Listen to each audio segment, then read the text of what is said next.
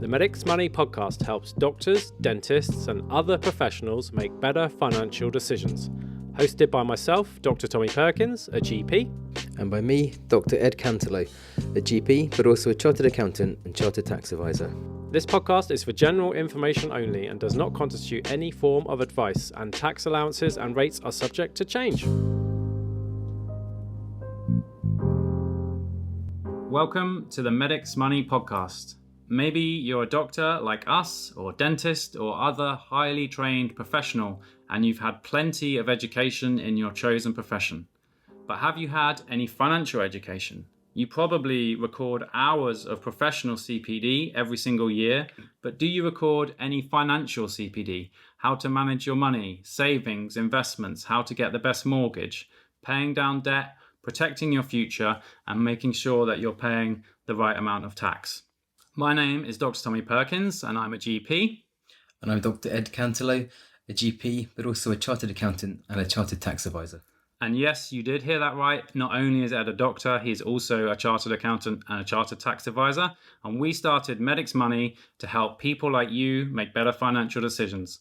Thanks for listening to our podcast, where we discuss everything that you need to know to make better financial decisions. Hi, everyone. Welcome to episode 1 of the MetzMusic podcast, Act 1, Scene 1. My name's Dr. Tommy Perkins. I'm MetzMusic co-founder. I'm here with my MetzMusic co-founder colleague. Yeah, hi guys, I'm Dr. Ed Cantelow. And I thought what we'd do in this first episode is tell you why we started MetzMusic, which, as we sit in a dingy room, socially distanced from each other on a beautiful sunny day recording this episode, we're probably both asking ourselves why we started MetzMusic. But if you're listening to this first episode, there's a good chance that you're already part of our community of 18,000 doctors who are on our email list and have used perhaps our guide to claim a tax rebate or sort out your tax code. Maybe you've used our services to find an accountant or financial advisor that specializes in medics. Maybe you've been to our webinars, which I was up late doing last night. Or maybe you've read some of our content on doctors.net who are supporting us. So thank you for your support. We've grown because people like you have told your colleagues about us and found what we're doing useful. So thanks once again.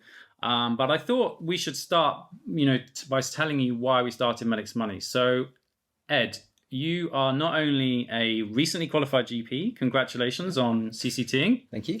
But before that, you were a chartered accountant, or you still are, a chartered accountant and a chartered tax advisor. That's quite an unusual combination. Why don't you tell people about your journey from that point to where we met and decided to start MetzMusic? Yeah, of course. So I first of all, obviously did my A-levels, went to university and did an economics degree first of all. So my dad was an accountant and I decided at that point in time I wanted to follow in his footsteps. So went to uni the first time round and did economics, finished in 2002, and then basically went straight into London, into an accountancy firm, PricewaterhouseCoopers or PwC. And I was with them for a while. I did my chartered accountancy exams, but because I worked in tax, I then did my chartered tax advisor exams.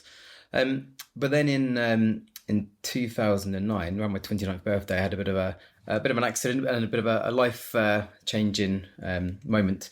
And after that accident, I kind of thought to myself, well, there's nothing wrong with being an accountant. It's a great career, don't get me wrong. But at that time, I thought to myself, I want to do something different in my life. And I just had a bit of an experience with the medical community, been in hospital, etc. So I thought, well, what about this as a career? And 2009 was around the time when the credit crunch, the recession was really kicking in. And I came across a newspaper article in the Evening Standard, which I wish I kept it now because it sounds a bit far-fetched. But basically, it was an editorial, a big like one-pager about how people were changing careers because of the recession. Because obviously, a lot of people, city workers were losing their jobs, and people were becoming plumbers or electricians and so on. And it mentioned that there was a graduate program for doctors, which I'd never heard of before. And I thought I'd look into that. And so I saw the light. I applied for medical school. Really surprisingly, got in. Well, I was surprised anyway. But got into King's College London. See, fantastic university. And I've never kind of really looked back. And one thing that was kind of quite clear, and it's understandable, is that a lot of sort of people I came across didn't really have much financial or accountancy knowledge. And actually, kind of why would they? It's not a criticism at all. I remember, before I get into medical school, I kind of volunteered at King's College Hospital. I didn't know I was going to get into King's, so I just volunteered there. And I was serving meals in the neurology ward there. It's called the David Marsden ward. And I came across a member of staff there who, when I told her I was an accountant volunteering, she said, "Oh, can you help me with my pay slips?" Because quite sadly, she had a second job at McDonald's to help with her finances. And she's saying, like, I don't understand. I get paid so little from my second job. Why is this? So I, just helped her out with that and said, well, it's because of this reason. You're paying too much income tax. You're paying too much national insurance. But why would she know that? All she could see was that her income, her payslip, was way less than it should be. And it's been that kind of theme. So, as an F1, as an F2, so I did F1 in Guildford, F2 in Chichester. And it's quite clear that a lot of our kind of colleagues didn't really know much about how to claim tax, etc. So I began to help them out. Throughout medical school, I did a bit of accountancy work to fund medical school. And then as an F1, F2, I began to tell my colleagues. And I remember when I started in Chichester as an F2, I started in A&E. That was my first post in Chichester. Obviously, they were terrified. And I think there was that, when I met my fellow colleagues that were joining at the same time, we did some introductions. There's that awful question which I hate, which is, let's go around the room and say one interesting fact about yourself. And I really hate that question. I really struggle with that. I'm an accountant, for God's sake, so I struggle with that sort of thing. But I did say, as my interesting fact, I was a chartered accountant and I switched career. I think that kind of spread around A&E, and I think you caught wind of it because I think you were locum in A&E at the time. I can't quite remember. I was, yeah. I was building an extension and renovating a house, so I was absolutely going for it, working all hours, and yeah. Yeah, that's fair enough. And I think you'd heard that I was an accountant, and you'd also been, obviously you can tell your story in a second, but I think you'd also been helping your friends and peers with their finances. And I think we thought, actually, well, let's make it a bit more of a formal arrangement. Yeah, definitely. So a few things that I need to cross-examine you on there. As a former UCL student, you insinuated that King's College is a good university. I think we at UCL used to call it Polly on the Strand. Yeah, I have heard that. It's all slander. Right. It's fantastic. Probably alienated any listeners from King's. I'm joking, of course. No. And your first university that you went to, I mean, it wasn't as good as UCL, but it's okay. It was borderline decent. I went to Cambridge the first time around. Yeah, did economics there. Did you do all right in economics? Probably 2-2 or something like that. I did fairly well. I got a first. Okay, first from Cambridge, reasonable. Yeah, double first. Not as good as the first from UCL, which I have. Okay. I mean, just listening to your story about the person on the ward with the 2 jobs, and that is just the power of your knowledge. And I know that you don't like to talk about it, but it's such a unique combination to be a chartered accountant, chartered tax advisor, and a doctor.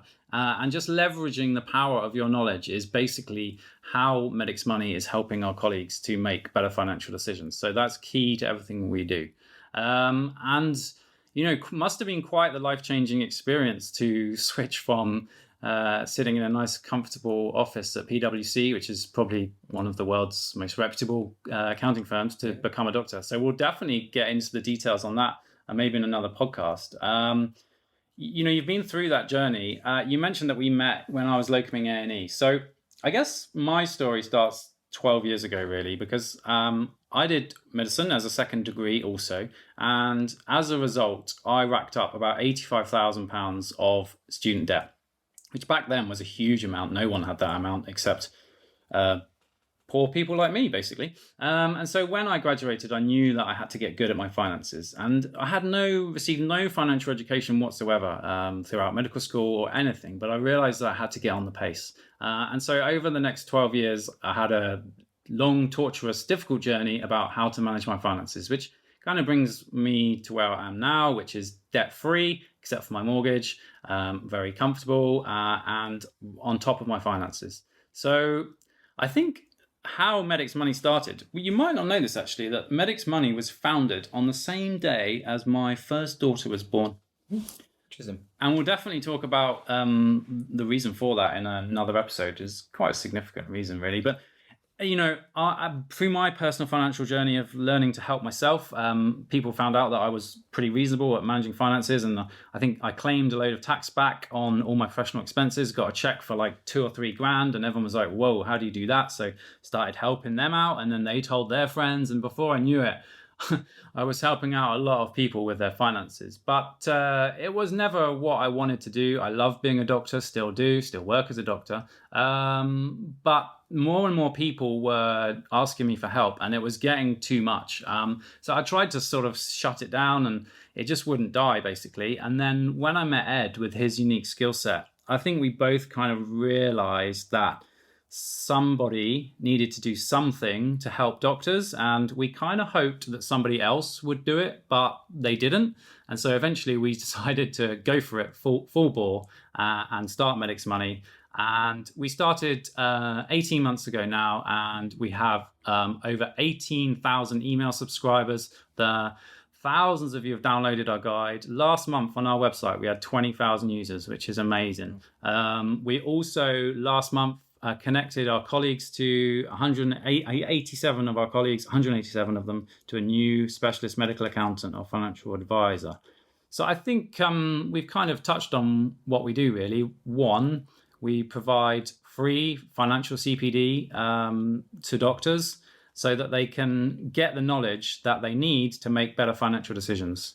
And do you want to give a brief overview of what you think are the big wins for doctors, the biggest things that we do that can make an impact on Medic's Money in terms of CPD? Yeah, absolutely. So we can, on our website, I think you alluded to this already. We've got a guide to helping every doctor set up something called the personal tax account, which is fundamental. Really, really implore anyone who's listening to this who's not done it before already, go to our website, MetzMusic.co.uk, download the guide to set up a personal tax account, because it's really, really important to do that. It's got loads of information on there, and more importantly, you can then use it to make a claim for any professional expenses that are allowable against tax. And again, we've got a guide to help you through that as well. So it's really useful stuff. But we have loads of information on our website, loads of blogs on everything from pensions to investment advice to mortgages, and saving tax. Absolutely. And if this is the first time that you've heard about us, you're 18 months behind some people, and there's 18,000 of you.